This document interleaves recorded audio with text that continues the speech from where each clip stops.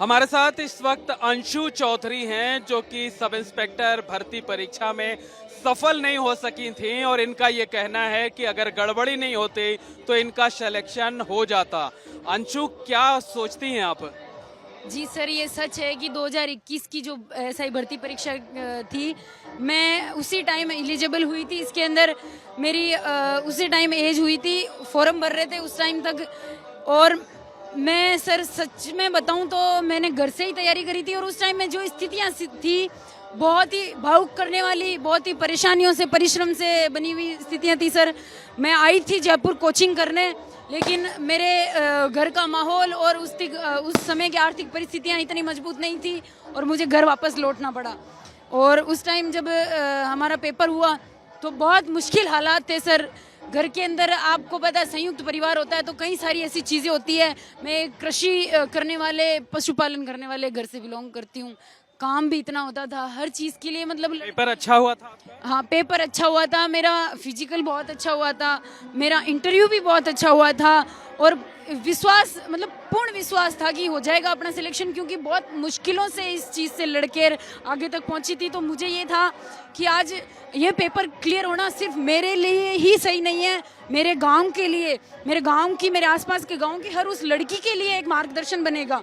क्योंकि मेरे एरिया में सर, मेरे एरिया में क्या, लगभग गाँव में बहुत कम ऐसी स्थितियां हैं कि लड़कियों को पुलिस आपका कहना है कि अगर फेयर एग्जाम होता तो आप सेलेक्ट होती? जी। और इसके अंदर अगर पारदर्शिता होती तो ये आज ये दिन भी नहीं देखना पड़ता और हमारे जैसों को रोना भी नहीं पड़ता सर। ना ही संघर्ष करना पड़ता, ना ही आज 4-4 साल से इस चीज़ से लड़ना पड़ता, ना ही मानसिक प्रताड़नाएं झेलनी पड़ती, ना ही आर्थिक मार झेलनी पड़ती।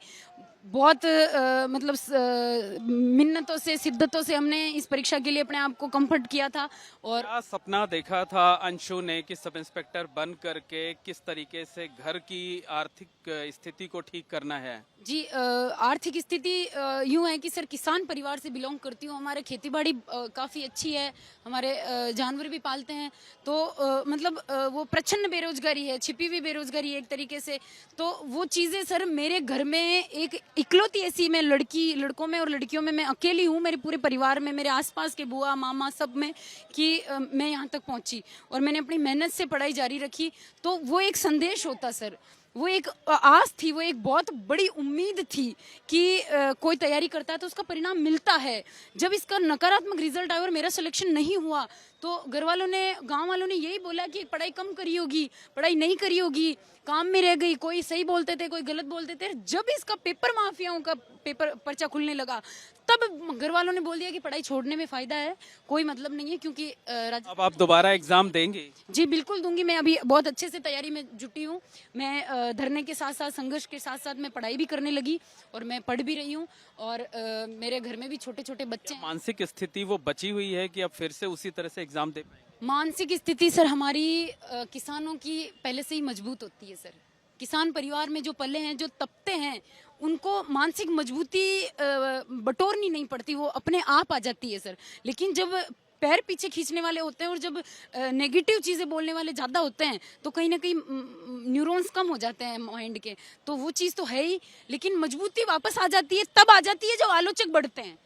अंशु दोबारा जो है पूरे पिछली तरह के उसके साथ मैं ये नहीं कहती कि मैं कल को मैं किस मुकाम पे होंगी, लेकिन मैं इतना जरूर कहती हूँ कि मैं अपना 101% दूंगी और मैं ये चीज़ साबित कर दूंगी कि मेहनत का फल जरूर मिलता है और संघर्ष की जीत जो होती है वो आज आपने देख ही ली।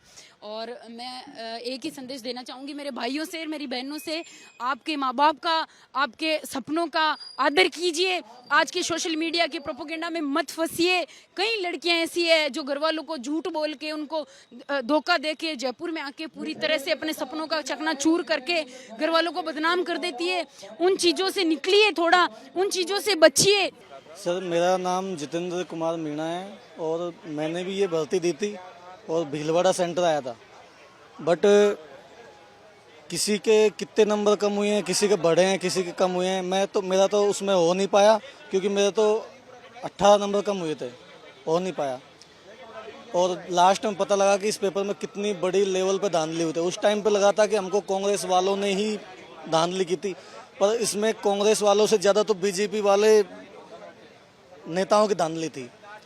और आज हम इतने लंबे लड़ने के बाद में आज हम इस संघर्ष पे पहुँचे हैं, तो आज हमको कुछ बहुत ज़्यादा खुशी हो रही है।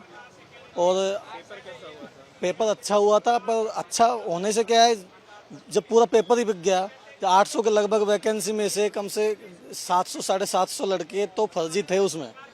और धीरे धीरे रोज की रोज पकड़ मारे, फिर भी सरकार ने हाईकोर्ट में मना कर दिया कि हम भर्ती रद्द नहीं करेंगे। क्यों नहीं करोगे भाई रद्द?